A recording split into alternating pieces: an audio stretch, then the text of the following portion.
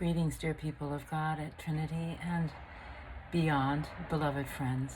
Thank you for joining me for this week of pilgrimage for healing for me. Sophie and Daisy, two of Harry and Shirley's daughters, have just returned from their pilgrimage on the Camino. As some of you know, I've already got pilgrimage on my mind.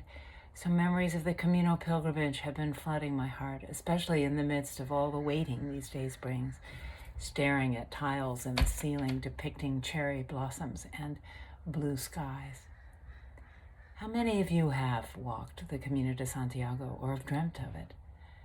Two Camino lessons that speak to me now as I make my way.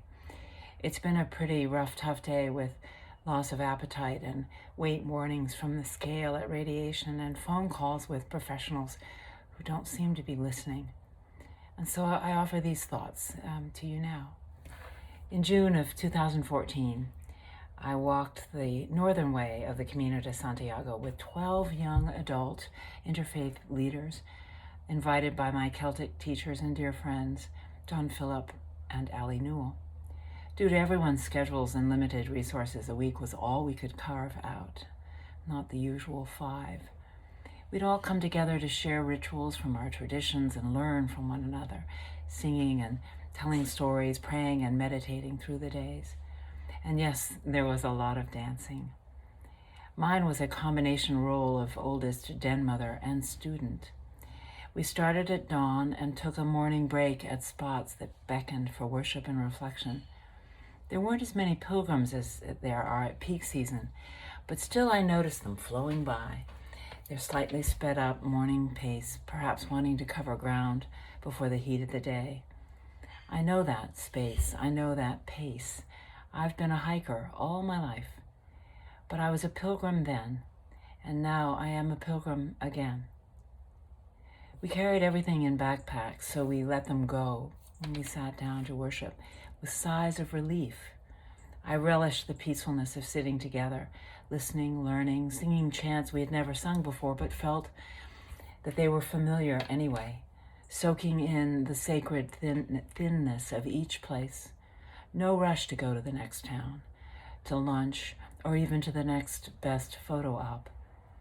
I noticed every day, pausing like that, in my heart, something was letting go, making way, opening up. It wasn't so much what I was letting go, but it was that my heart was letting go, making way, opening up. Today, I've needed to rest all day long, with the door to our balcony open to the action and Nevi keeping guard. A dear friend walked her for me. I watched them go from my balcony, but I stayed right here, watching the sunshine instead through the ivy that covers our house, and wishing I could get outside, wishing I could be a hiker. But today is a day to let go and be a pilgrim and let my heart open up. We never went to Santiago. We had talked about planning the trip so that it would be our destination, with the moving arrival at the church, our passports filled with the daily stamps we received, and the world's largest incense burner, the Botafumero.